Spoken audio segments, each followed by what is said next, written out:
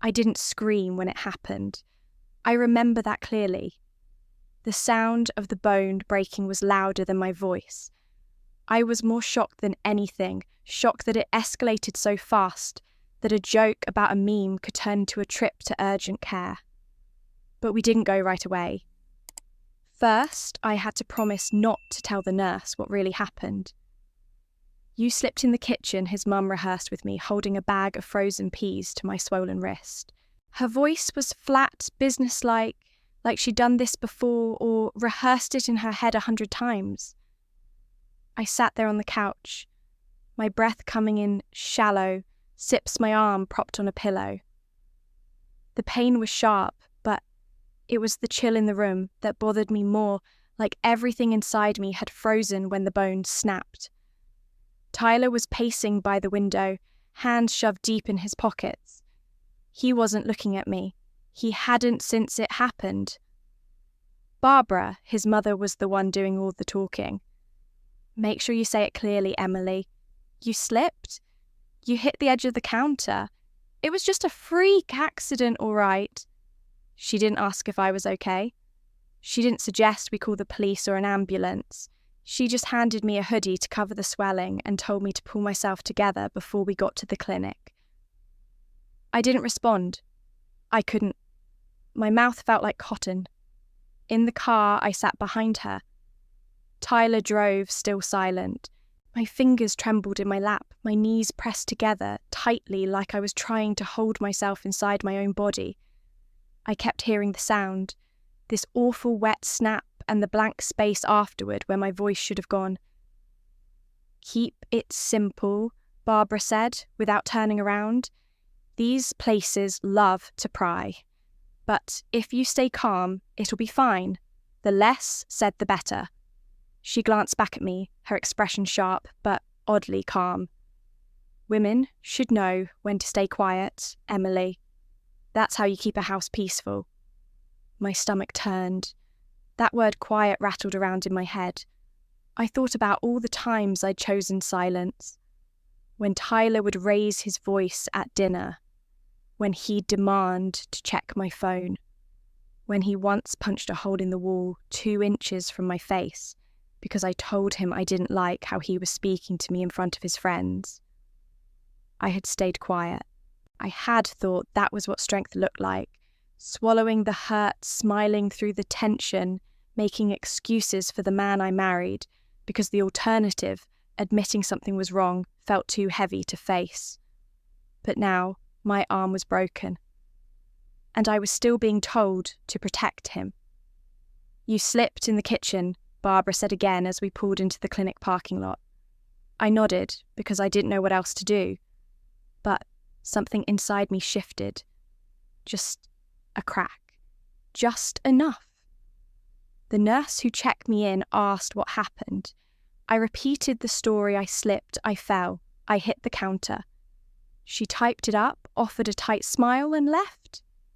I sat on the paper-covered table in a room that smelled like antiseptic and resignation, and I waited. When the doctor came in, she didn't go straight to the chart. She looked at me. Really looked. She introduced herself, Dr. Lewis, and pulled up a stool. "Let me see," she said gently, and I held out my arm. The moment she touched it, I flinched. "I'm sorry," I breathed. "It's okay," she said. "I just need to press here a bit to see the swelling."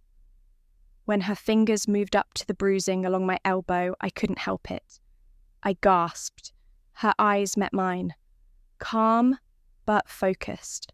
"That doesn't look like a fall," she said softly. I opened my mouth, but nothing came out. She didn't push, just nodded and said, "Let's get you an X-ray." While I waited for the tech to bring in the machine, I stared at the floor and tried to remember when I stopped recognizing my life. There were wedding photos on our living room wall, Tyler in his tailored tux-me-in lace, smiling like I believed in all of it. I had believed back then, or at least I had wanted to. But now, I was here holding a lie in one hand and my broken arm in the other, and even I couldn't tell which hurt more. The tech came in. The scan was quick, precise, professional. When Dr. Lewis returned, she didn't bring a nurse. She closed the door behind her and put the film up on the light board. 3 clean breaks. This required a lot of force, she said. Her voice wasn't judgmental, just factual. You said you fell. I nodded too fast. I slipped. A pause. Okay, she said again. But I need to tell you that I'm a mandated reporter. If I believe there's abuse happening, I'm required by law to act, even if you don't say it out loud. Something lodged in my throat. Not a word. A truth. I looked at her and in that moment, I realised she was the first person who'd looked at me, not like I was an inconvenience or an accessory, but a person in pain. Her voice was steady. You don't have to tell me now, but you deserve to be safe. That was the first time in months someone used the word deserve around me. I nodded, not to lie this time, just to say I heard her. And maybe, just maybe, I was done staying silent. On the ride home, the silence in the car wasn't heavy. It was hollow. Tyler drove like nothing had happened. Like my arm wasn't broken, like his mother hadn't just coached me into lying to a doctor. The streetlights cut shadows across his face, and for a second I saw a stranger. Not the man in our wedding photos. Not the man from the proposal video that went semi-viral. Just a face I didn't trust. I used to think our marriage was something special. We had the Instagram posts, the matching coffee mugs, the curated life that made people comment, "Shah goals." Every anniversary post came with a long caption about how lucky I was, how he chose me every day. And I posted it because that's what you do. You keep the mask on, you make it pretty. You filter out the shouting, the slammed doors, the surveillance. You don't post about how he checks your phone every night or how he made you block co-workers because they were too friendly. You post brunch and sunsets. You don't post fear. I used to think it was just the stress. Work, money, family, it made him tense, made me patient. I thought being the calm one was strength. I thought keeping the peace meant keeping quiet. But that night, as I cradled my broken arm and stared at the wall in our bedroom, I realised I hadn't been living a life. I'd been performing one. I thought about our wedding night. Everyone had gone home. The lights were off. I sat on the edge of the bed in my slip while Tyler checked his phone. He didn't look at me, didn't say anything until I asked if he wanted to take a photo together. "What for?" he said. "The night's over." I laughed awkwardly, said, "Just to remember." He sighed and snapped one with my phone, then tossed it on the nightstand and turned off the light. I cried quietly that night facing the wall, told myself it was just exhaustion, that things would feel more real in the morning. But they never did. They only got more staged, more rehearsed, until one day I stopped asking for anything real. I blinked back to the present as the garage door shut behind us. Tyler didn't help me out of the car. He didn't ask about the x-rays. He walked inside and turned on the TV. I followed slowly, holding my arm against my chest. I could still feel Dr. Lewis's words echoing somewhere under my skin. You deserve to be safe. In the kitchen, I picked up my phone with my good hand. I didn't plan to call anyone. I just wanted to hold it, to feel like I had something that was mine. Tyler came in, saw the phone, and his face changed. "Who are you texting?" he snapped. "No one," I said quickly. "I just picked it up." He yanked it from my hand, scrolled, locked it. Then, without a word, he slammed it against the counter. The screen spiderwebbed instantly. I gasped, more out of instinct than surprise. He stared at it, like he couldn't believe what he'd done, then looked at me. "You shouldn't make me feel like this," he said, like it was my fault he lost control, like it always was. I didn't respond. I just stood there, my broken arm hanging uselessly at my side, watching the pieces of glass shimmer on the tile. That was the moment the illusion shattered. The mask cracked. And I knew, finally, it wasn't me who had failed this marriage. It was the performance itself. 3 days later, I was pouring wine with my left hand, my right arm still in a sling. The living room smelled like candle wax and baked brie, full of the soft chatter of polite people, pretending not to notice my injury. Tyler's mother had invited her church friends over for what she called a casual get-together, though nothing about it was casual. Not the place settings, not the printed menu cards, and certainly not the way she scanned me every time I walked by, making sure I didn't break the illusion. I moved slowly, careful not to bump into anyone or spill a drop. It was humiliating pretending everything was fine while my body throbbed with pain and my insides twisted tighter with every fake smile. The sling was pale grey, but it might as well have been neon. Everyone saw it, and no one asked. No one wanted to know. Tyler played host like nothing had happened, charming and handsome in that practiced way he always was when people were watching. He offered hors d'oeuvres and open bottles with ease, casually tossing glances my way that meant stay in line. I could feel it without looking. That tension of being watched without anyone admitting they were watching. It was the same pressure I'd felt since the day I moved into this house. Politeness stretched so tight it could suffocate you. Near the end of the night, as I refilled a guest's glass, his mother pulled me aside. We stepped into the hallway near the coat closet. Her hand was firm on my elbow.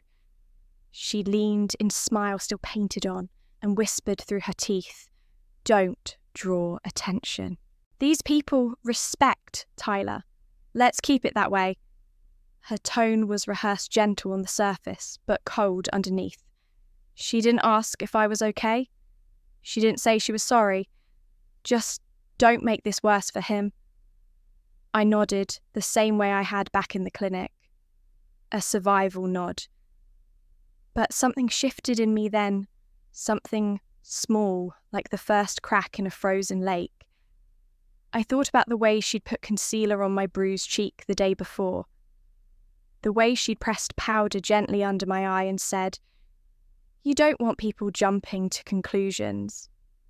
After the last guest left, I slipped away to the upstairs office, a room no one used much anymore. It had once belonged to Tyler's father, who passed before we married. The desk was still cluttered with old receipts and files no one had thrown out. I wasn't looking for anything in particular, just somewhere to breathe, somewhere quiet. But while rifling through the drawers, I found an old envelope labelled documents. Inside, among expired IDs and a faded marriage certificate, was a birth certificate. Mine. It had been tucked in there years ago, probably when I first changed my name after the wedding. My fingers trembled as I held it, reading my full name in the block letters. Emily Grace Hayward, born 1994. Mother Lauren. Father unknown. I stared at that word for a long time. Unknown. I hadn't seen this document in years, maybe not since high school. I remembered being a kid asking my mum what it meant, and she'd just said, "We're all we need, baby." Back then, I used to dream about having a house with a picket fence, a husband who kissed me on the forehead, a room full of warmth. Safety. I used to believe I could build that life if I just worked hard enough, smiled sweetly enough, said yes at the right times. I looked around the office. The silence felt heavier than before. I wasn't building a home.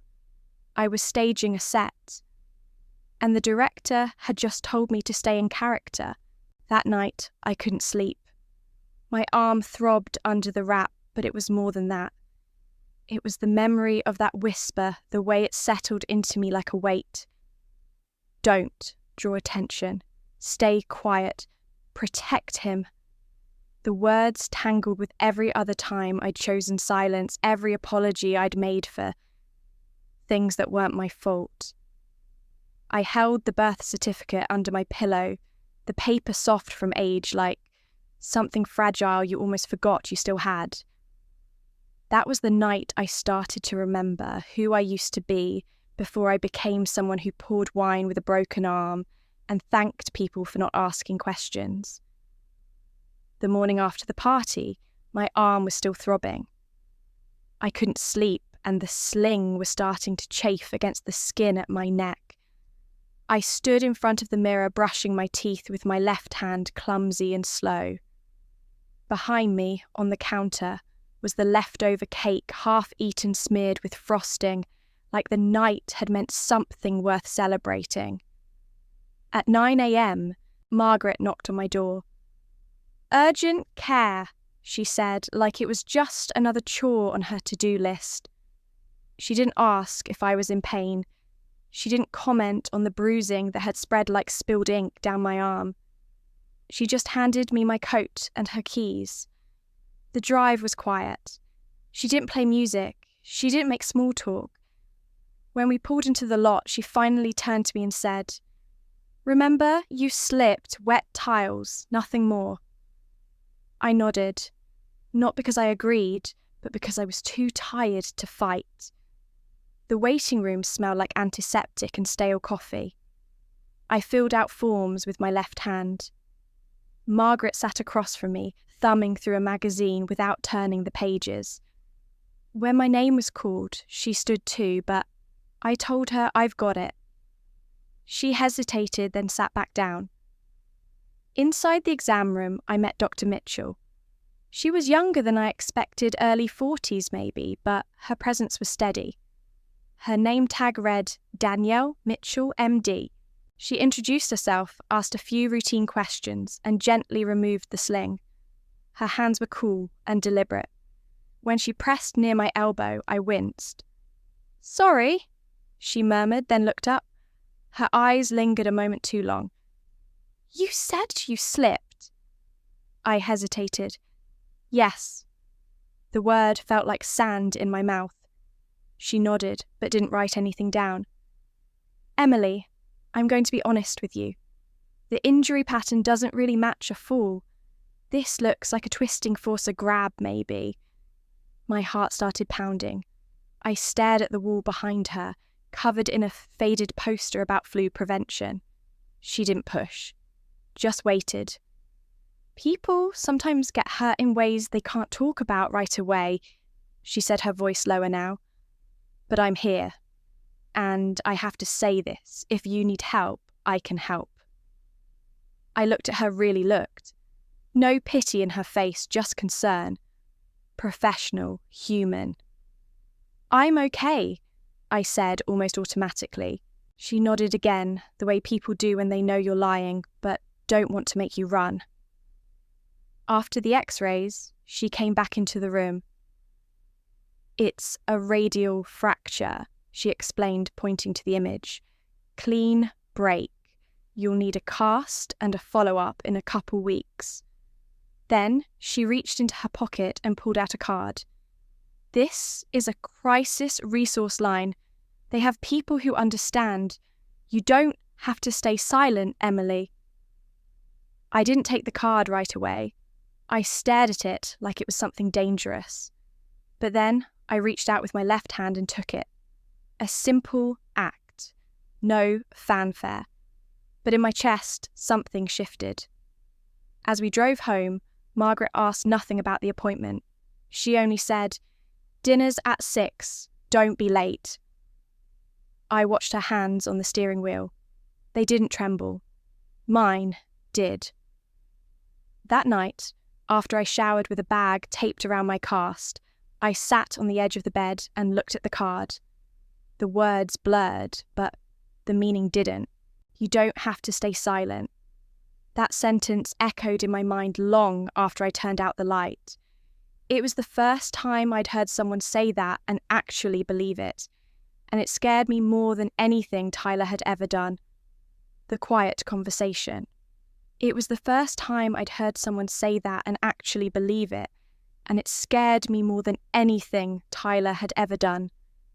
That night, the silence in the house felt heavier than usual, the kind that settles in your chest and doesn't move. I lay on the guest bed cast, resting on a pillow surrounded by shadows that felt more like watchers than just absence of light. The digital clock blinked 12:03 a.m. in red. Time didn't feel real anymore. The house creaked old pipes, expanding and contracting, wind brushing against the window like fingertips, reminding me I wasn't alone, but also not really safe. I reached into the nightstand and pulled out the folded card from Dr. Mitchell. It had a coffee stain on one corner, the edge softened by how many times I'd held it since the appointment. My fingers traced the printed words. Crisis line. Sabado 7, confidential support. Simple typeface, no judgment. I stared at the number. My thumb hovered over my phone, hesitating on each digit. I didn't even know what I wanted them to say. Was there a script for something like this? Hi, my husband broke my arm and I think I need to leave, but I'm terrified. I practiced saying it silently. Each time my throat clenched. The room felt colder. I set the card down and got up.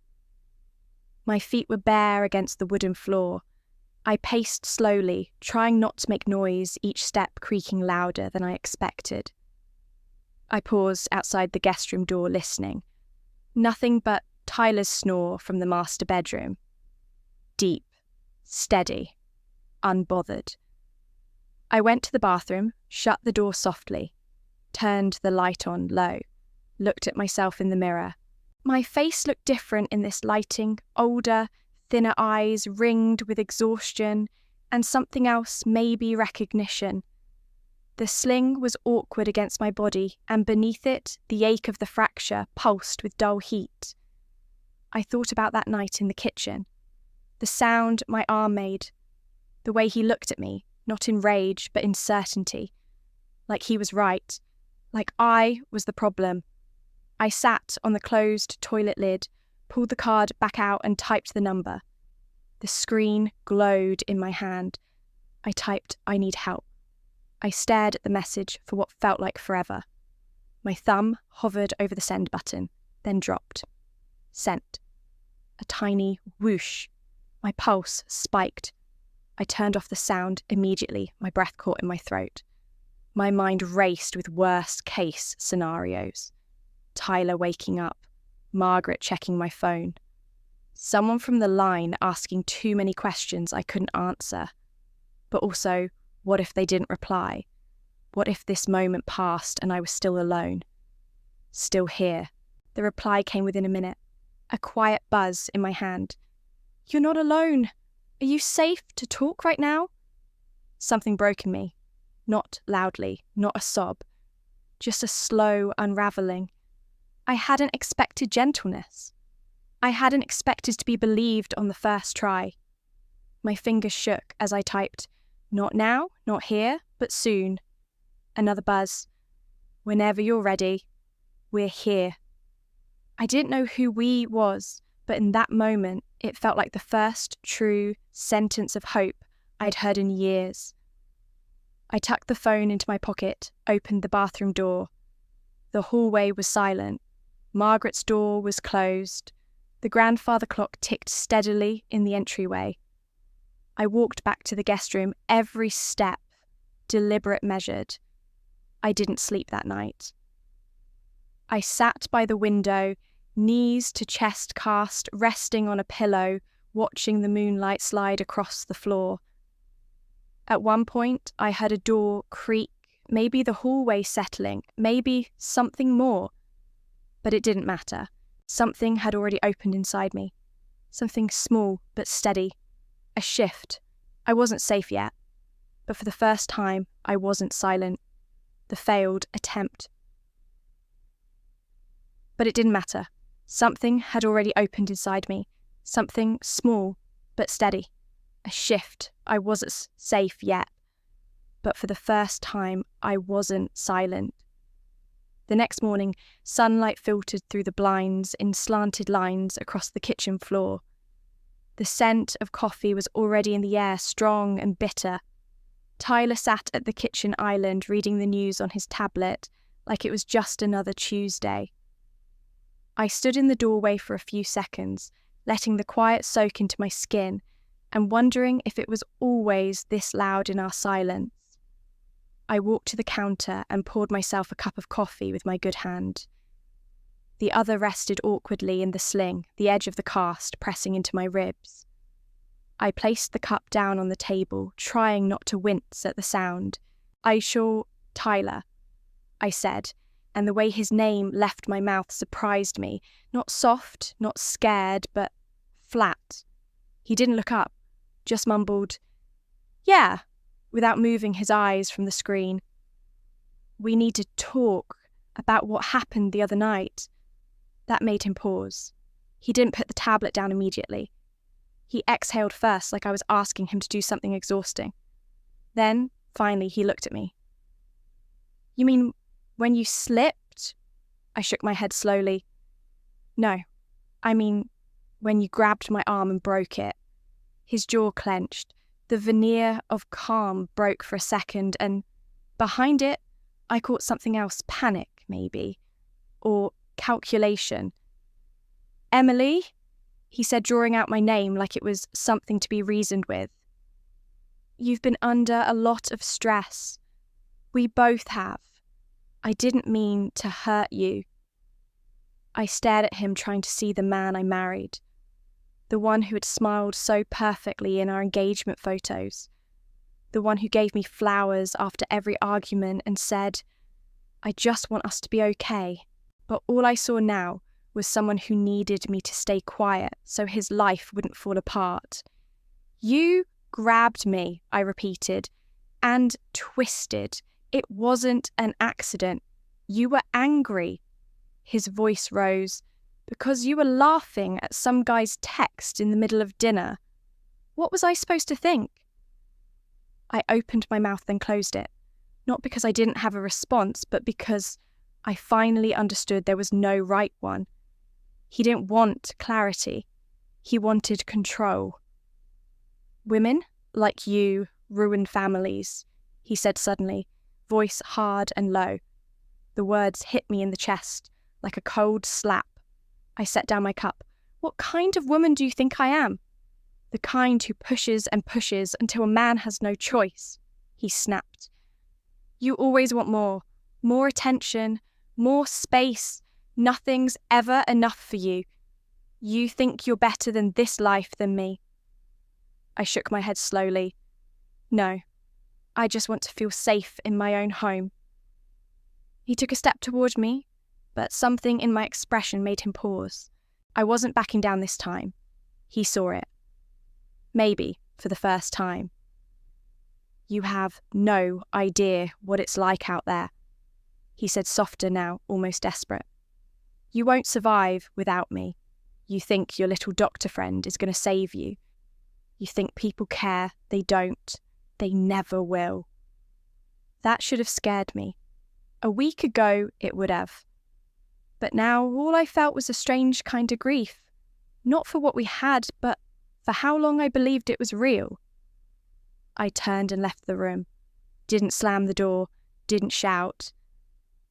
I just went to the guest bedroom, sat down slowly, and stared at the blank notepad I'd hidden in the drawer weeks ago. I wrote at the top, exit plan, and underneath, bank account info, birth certificate, safe friend, bus station, shelter hotline, when Tyler is at work. Each line I wrote, the air in the room felt lighter. My body still ached, but my mind started clearing. I wasn't just surviving anymore. I was preparing. That night, I lay awake in bed, staring at the ceiling, the notepad under my pillow like a secret flame. My arm throbbed with every breath, but my heart felt steadier. I wasn't safe yet, but I was ready, packing the past. I wasn't safe yet, but I was ready. Tyler left early the next morning for a golf tournament with clients. He kissed my forehead like nothing had happened and said he'd be back by dinner. I smiled and nodded just like I was supposed to. As soon as his car disappeared around the corner, I locked the door and stood in the hallway, listening to the silence press in around me. My heart was pounding, not in panic, but in focus. I moved quickly, but not chaotically. I had rehearsed this, in my mind 100 times. The duffel bag I kept under the sink, originally for gym clothes, now became my lifeline. I started in the bathroom because it felt small, manageable, like I could do one room without unravelling.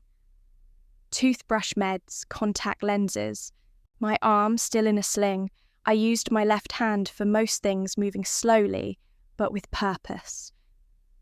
Each item I packed felt like a quiet declaration I am leaving. I am not coming back. I paused when I picked up the small makeup pouch I'd had since college. It was worn around the edges, the zipper half broken. I remembered packing it on our honeymoon, brushing blush onto my cheeks in a mirror while Tyler told me I didn't need it. I was beautiful without trying. Back then, I believed him. Back then, I wanted to. From the bedroom closet, I grabbed 2 pairs of jeans, a sweater, underwear, socks. Nothing with sentiment, nothing that would slow me down. Just what I needed to start somewhere new.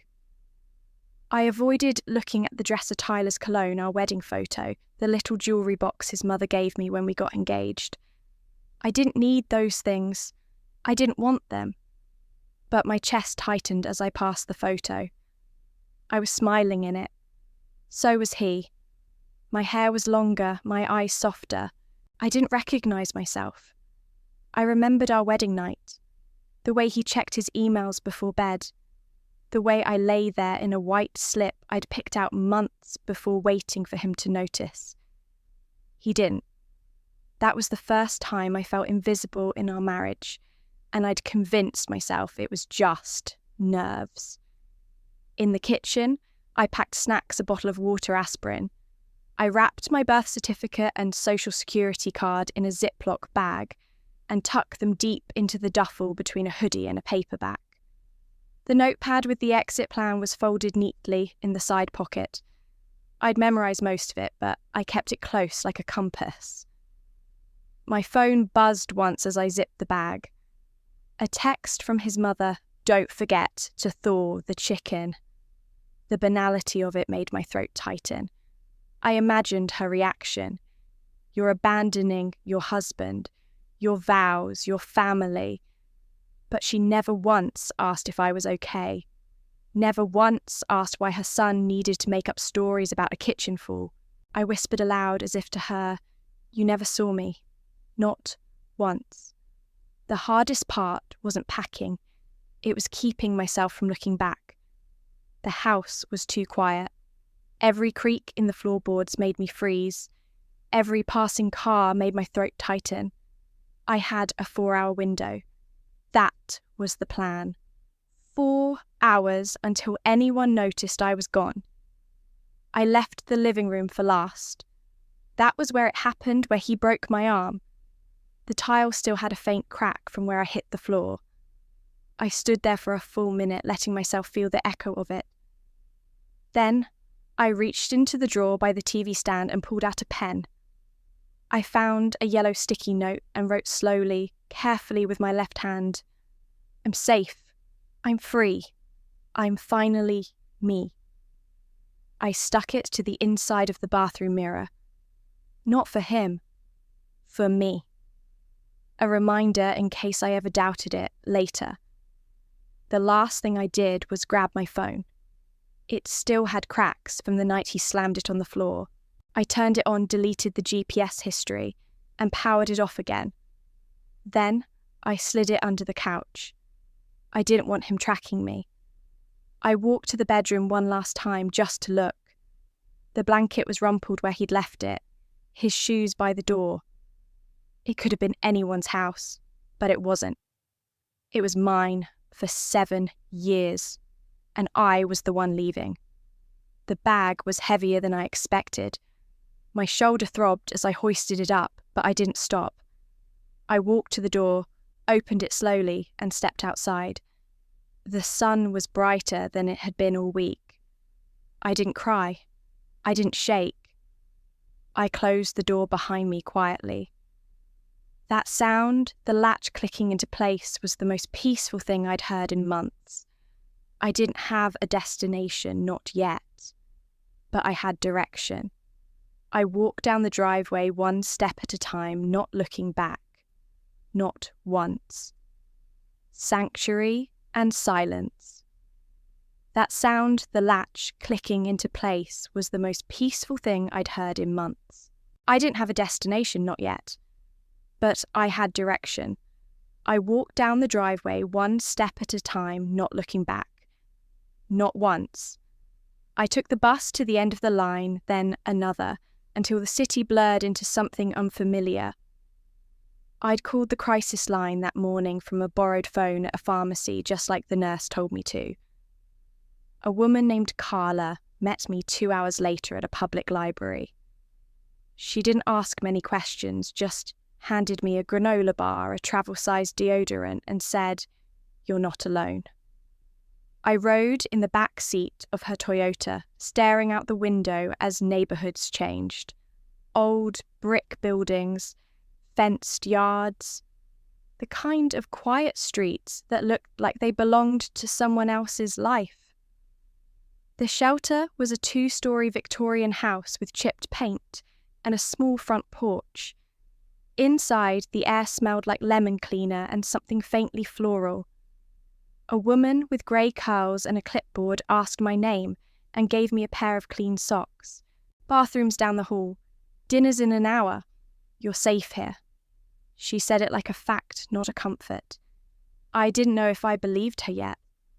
My room had 2 twin beds, one already occupied by a woman named Lila, who was out when I arrived. I placed my bag at the foot of the empty bed and sat down slowly.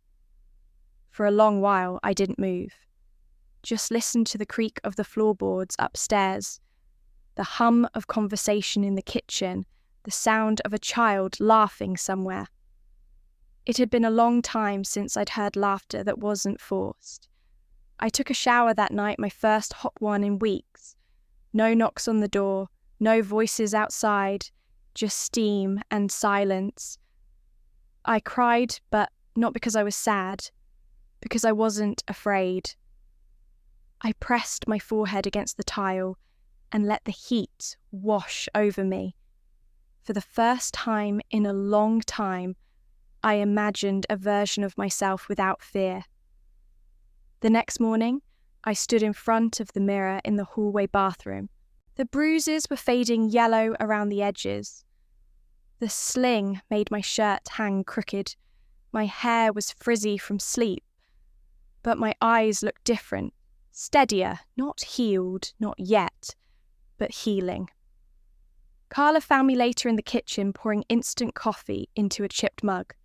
She asked if I'd thought about next steps. I told her I didn't even know what step I was on. She smiled. "Sometimes survival is a full-time job. But when you're ready, we have workshops. Leadership, resume writing, even public speaking." I laughed. "I'm not really the speaking type." Carla nodded, setting down her own mug. "When I first got here, I couldn't say my name out loud without crying. But one day, someone said, 'The things you survived could teach others how to live.' That stuck with me. She walked away after that, but her words didn't. I didn't sign up that day. But I took a flyer, folded it into my pocket like something sacred. That night, Lila came back. She nodded at me once, then lay on her bed, with her headphones in. We didn't talk, but I liked that. We shared something without needing to name it. Before turning in, she left a small pack of tissues on my nightstand. No explanation, just a quiet offering. Before bed, I opened my bag and pulled out the sticky note I'd written. I'm safe. I'm free. I'm finally me. I taped it inside the closet door, not as a reminder this time, as proof, as declaration. When I closed the closet, I noticed Lila glance over just briefly. She didn't smile, but she nodded once, like she understood exactly what it meant. The next morning, I added my name to the leadership course sign-up sheet, tacked to the bulletin board in the hallway. My handwriting was shaky but legible. Carla saw me do it and didn't say a word. She just nodded once, like she knew. I wasn't sure what I was becoming yet, but I knew I wasn't going back.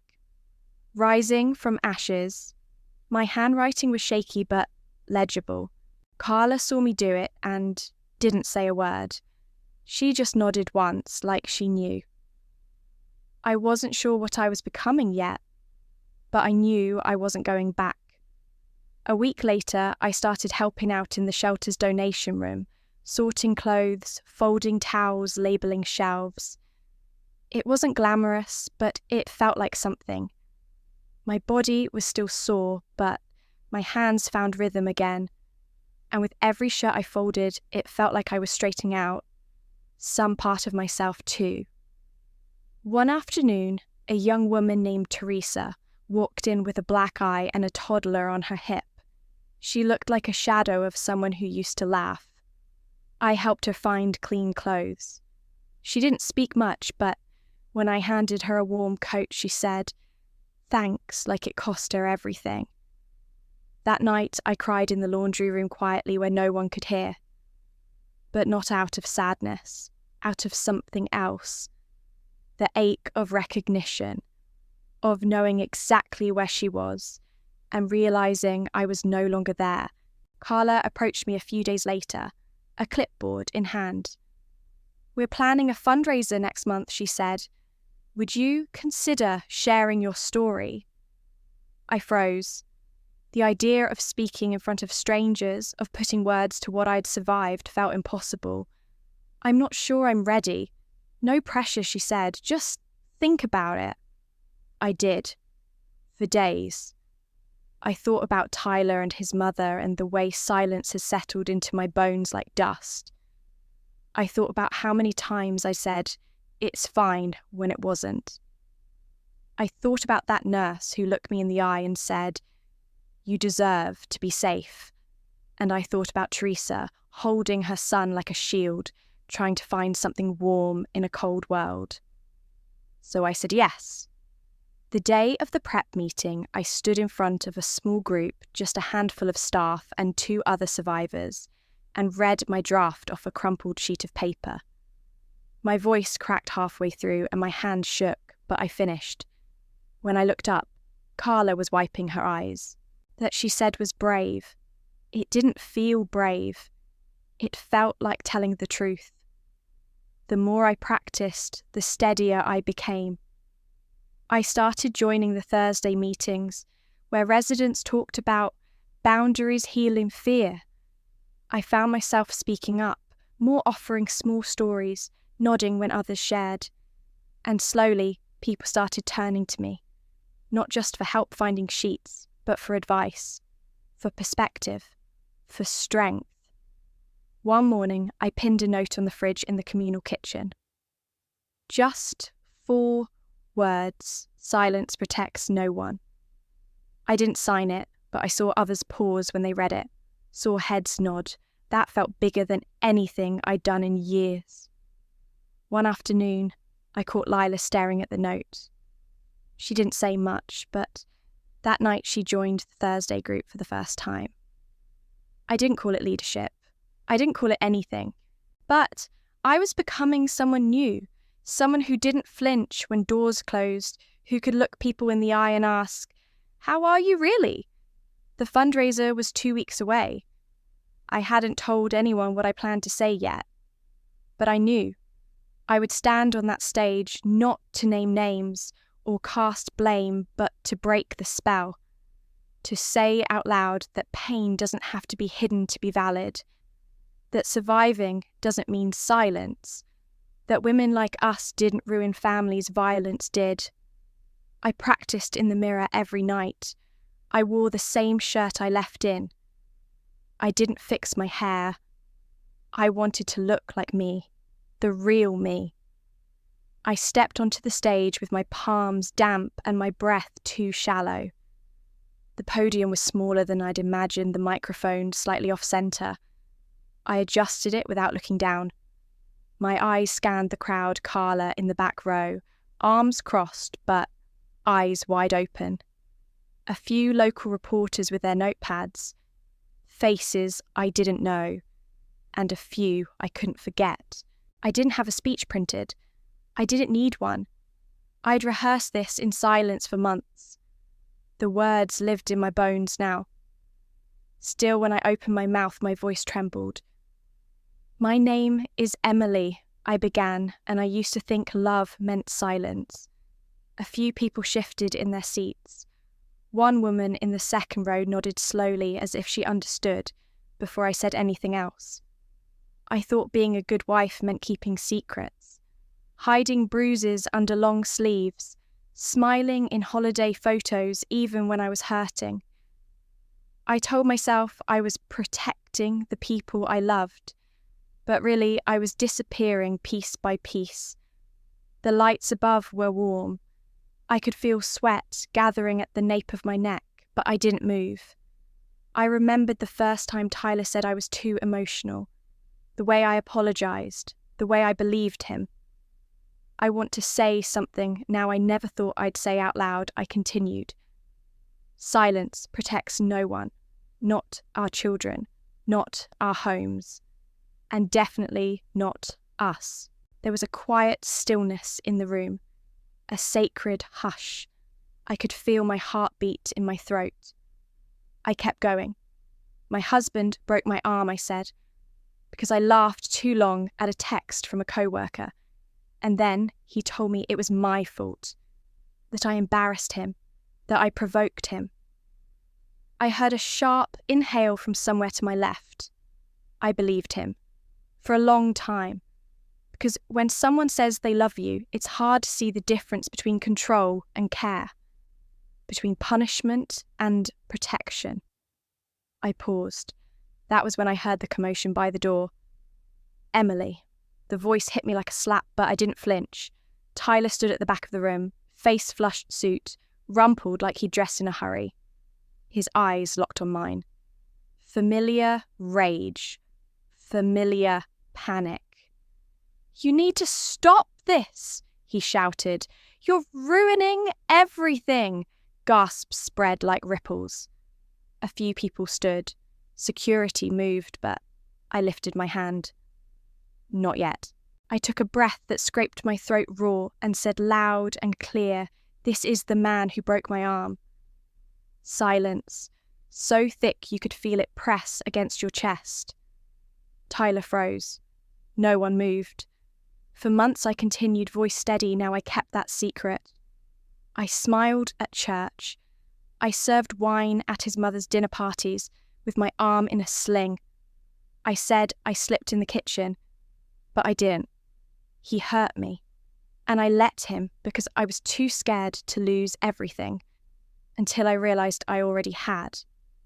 One of the reporters had her phone lifted, now recording. A woman in the front row reached for a tissue. Carla stood straighter in the back. Tyler opened his mouth again, but security had reached him. They gently but firmly moved him toward the door. He struggled at first, then stopped, just stared at me. That same look of betrayal he used to give me when I spoke out of turn. As if I had broken a rule he never had to say out loud. He was halfway down the hallway when I said, "And I'm not ashamed anymore." The applause didn't come all at once. It started with the woman in the front row, then someone behind her, then the whole room. But I didn't smile. Not yet. I let the sound wash over me, cool and strange. I stepped down from the stage. Carla met me. Halfway, didn't say a word, just pressed her hand against the middle of my back as we walked toward the hallway. Just before I left, I looked back once. The podium, the mic, the faces. I didn't feel triumphant. I felt whole. And for the first time in a long time, I wasn't afraid of being seen. I didn't feel triumphant. I felt whole. And for the first time in a long time, I wasn't afraid of being seen.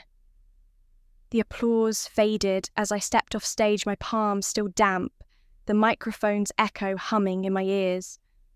I didn't look back this time, not even when someone called my name. Carla waited for me near the back exit, her face a mixture of pride and concern. I nodded at her, signalling I was okay. My legs were shaking, but I kept walking. One breath. One step. In the hallway outside the auditorium, the light was dim and buzzing overhead. That's when I saw her, my mother-in-law. Standing alone, back, straight arms crossed. No expression on her face. She wore the same pearls from my wedding day, the ones she said were a symbol of strength. Our eyes met. For a moment, I saw something flicker. Was it regret, anger, maybe just the realization that she no longer had control over me? I waited for her to say something, an apology, a dismissal, anything. But she said nothing, just stared. The silence between us was louder than Tyler's shouting had ever been. I didn't stop walking. I stepped past her close enough to catch the scent of her perfume, lavender and denial. She didn't move, neither did I, not for a beat. Then I whispered so soft I wasn't even sure I meant for her to hear it. You could have protected me. She flinched, barely, that was all. Outside, the sky was streaked with twilight, soft and forgiving. Carla opened the car door for me. I slid into the passenger seat, pressing my forehead to the cool window as she drove. We didn't talk much. We didn't need to. The streetlights passed over us like memories. I watched them blur one after another, a quiet rhythm of forward motion. "Are you okay?" Carla asked once eyes still on the road. "I will be," I said, and I meant it. She dropped me off at my apartment. Not the shelter, not a borrowed couch. Mine. The key turned in the lock with a satisfying click. The kind of sound you don't appreciate until you've lived in fear of doors opening unannounced. Inside, the place was small. Just a studio with one window and a flickering ceiling fan. But it was mine. I kicked off my shoes, set my bag down and turned on the light. The bulb buzzed before it caught, casting soft yellow across the wooden floor. The quiet was different here, not the kind that made you feel watched or judged. It was clean, sacred. I walked into the kitchenette and poured a glass of water, steadying my hand on the counter. I stared at my reflection in the microwave door. The woman looking back was tired, bruised, but real. I drank slowly. The water tasted like peace. Later that night, I sat on the couch, well, more like a futon, and opened my laptop. The video of my speech had already been uploaded. People were sharing it, commenting, some angry, some inspired. A few women messaged me privately. One wrote, "Your voice gave me courage. Thank you." I stared at that message for a long time, longer than I stared at Tyler when he broke my arm, longer than I stared at myself in hospital mirrors. I closed the laptop and sat in the stillness. No sirens, no shouting, no footsteps down the hallway that made my heart race. Just me, in my space, whole. I thought about my mother-in-law again, her silence, her pearls, and how many women like her still believe peace is bought with a woman's pain. Not in this house. I walked to the window and looked out. The city moved quietly below. Somewhere out there, someone else was finding their voice too. I hoped they'd know they weren't alone, and neither was I. I woke up before the sun. The city hadn't started humming yet, just the low rustle of leaves brushing against my window, and the distant clink of someone unlocking a gate. My apartment was small, barely enough space for a table, a couch, and a twin bed tucked near the window. But it was mine. Every chipped tile and scuffed cabinet felt earned. I wrapped a sweater around my shoulders, still warm from the dryer, and stepped onto the tiny balcony where my plants waited lined up like quiet sentinels. The lavender was blooming again. I'd almost thrown it out 2 months ago when the stems drooped and the soil moulded. But Carla had shown me how to scrape off the rot and repot the roots. Sometimes, she said, things just need a new container. I watered them one by one, my left arm steady now. No more sling, no more excuses. The light caught the curve of my wrist where the bone had healed, but still ached when the weather changed. A soft knock at the door pulled me inside. At the shelter, I moved easily now, no longer flinching when someone called my name. I helped with breakfast, sorted donations, listened. Sometimes I sat in the quiet room and just breathed. Other times I held hands that shook like mine used to. The girl from last week was back, her eyes less wide, her voice more sure. She was maybe 19. Too young to be this afraid, too old to believe the lies he'd told her. I showed her how to wrap her ribs. She asked if it would hurt less tomorrow. I told her the truth, not all of it. But some, yes. She nodded and stayed. That afternoon, a school counsellor stopped by with a class doing a community project. We talked to them about safety, about silence, about how to notice when a friend is fading. A boy raised his hand and said, "My mum used to cry in the bathroom. I thought I wasn't supposed to ask why." I told him it was okay to ask. That silence only protects the wrong people. As they left, the young woman from earlier slipped a note into my hand. It read, "I didn't think people like you existed. Thank you for being real." At sunset, I walked home. The sky stained gold and mauve. I paused at a florist's window, not to buy anything, just to look. Bouquets all in neat rows, promises in paper. Tyler used to bring home flowers when he messed up. I used to believe them. Now I preferred things that bloomed slowly. Back in my apartment, I opened the windows.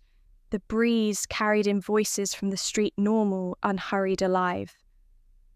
I sat at the table with a mug of tea and reread a letter from the local college I'd been accepted into a trauma-informed leadership course. Evening classes, part-time.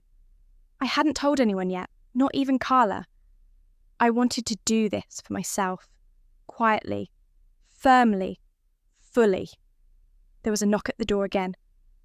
When I opened it, the girl from the shelter stood there, eyes rimmed red, but her chin was lifted. I told him, "I'm not coming back," she said. I didn't ask who. I just stepped aside to let her in. She didn't sit, didn't speak for a minute. Then she hugged me tight like she meant it and whispered, "You saved me." My throat closed. I hadn't cried in weeks, but I did then, quietly with her arms still around me.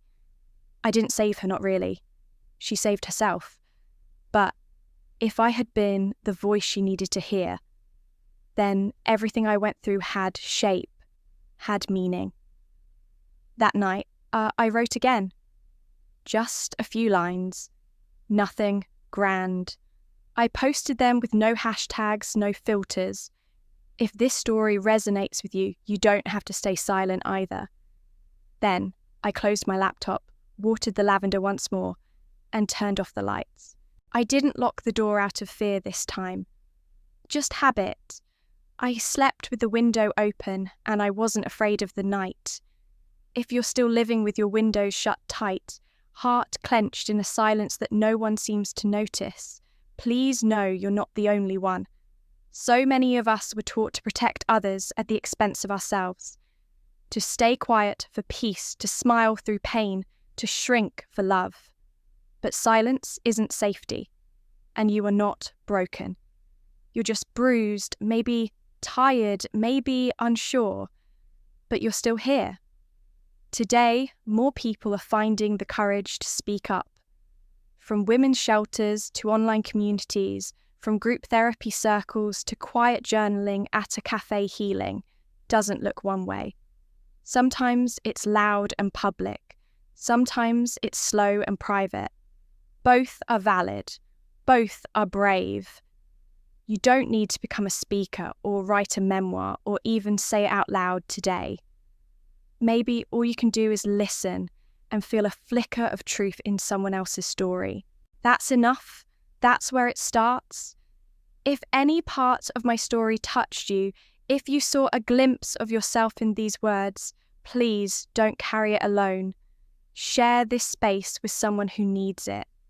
And if you're looking for stories like this, told with honesty and care, you're welcome to stick around. I share not to relive the past, but to remind you healing is possible. Freedom is possible. Subscribe if you'd like to hear more stories like this. Stories that don't just survive the dark, but learn how to bloom in it. You're not alone. You never were. And you never have to be again.